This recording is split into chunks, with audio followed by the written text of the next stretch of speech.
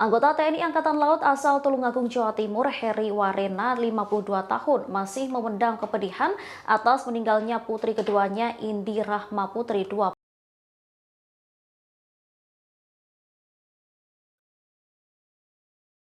menuntut penjelasan dari panitia pelaksana atau Panpel Arema FC.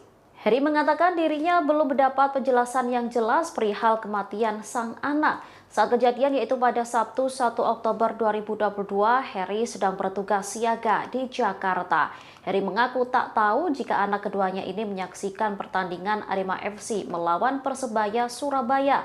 Indi hanya pamit pada ibunya pergi bersama temannya. Sebab jika ketahuan akan ke stadion, pasti dirinya akan dilarang oleh sang ibu.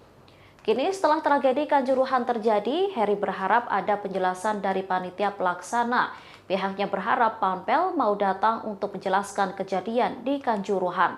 Heri mengaku belum puas dengan penjelasan yang didapatnya. Diakuinya dirinya belum bisa memahami kerusuhan yang terjadi karena yang menyaksikan semua adalah supporter Arema FC. Apalagi gas air mata begitu banyak ditembakkan ke arah tribun penonton. Heri menyebut dari pengakuan teman putrinya, setidaknya ada 8 gas air mata yang disemprotkan ke arah penonton. Ia lantas mempertanyakan tugas polisi yang disebut sebagai pengayom masyarakat.